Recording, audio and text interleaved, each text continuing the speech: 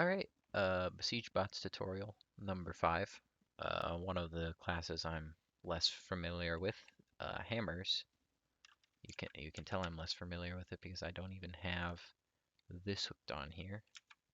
I've been struggling to get this video done because it just my recording software hasn't been working. Anyways, I've not programmed any of this or done anything to it. I've just built this to show you the basics to the hammer.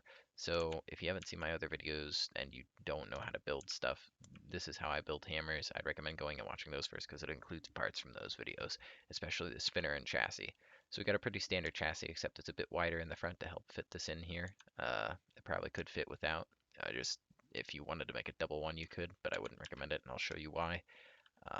You got your gyro, you got your chassis, your wheels, whatever, and then you got your basic spinner, and you're gonna have your uh, braces in here for the extra torque, and then you're gonna stick your hammer, which it can be grabbers, it can be some spinning blocks with a spiky ball on the end, whatever you think will work best on the end. Uh, and when you launch it and it does go, you're gonna notice it's gonna like fly and woodle all around, and it's like, well, I needed to kind of stay on the ground to actually do damage.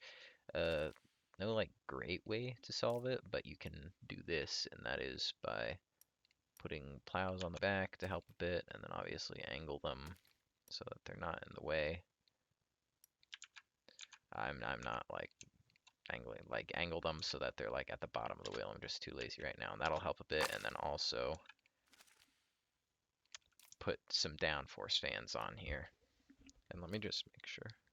Oh, my microphone wasn't up all the way, but hopefully I was still loud enough.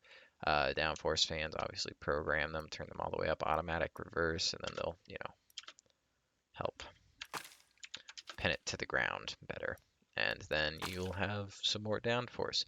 And I'm going to show you what an actual done hammer looks like by opening up hammer down. This is a double hammer. Why I wouldn't recommend it is just that's why.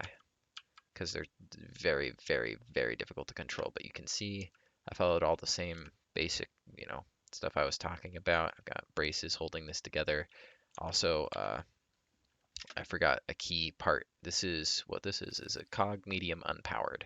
And what's so great about them is they latch on both sides. So it's connected to this wheel and really just finishes the bar and gives it a ton more stability. So use those whenever you need to finish off a bar. Be it if like I deleted all this here and just connected it over to here, that would still work. Uh, but yeah, medium unpowered cogs are the way to go when finishing any kind of bar, I guess. Alright, and that's basically it. I've got the downforce fans, I got the scoops to help keep it down to the ground, I got a gyro in there. It's not a great hammer because it's got too much firepower for its own good, so that it actually has less firepower because as you try to smack someone, your robot lifts off the ground and loses some of that power before it even hits. And if you really being hammers, you'll learn as you drive them, but it's all about caution with them because if I just do this, it's just going to tear itself to shreds. Anyways, that's hammers.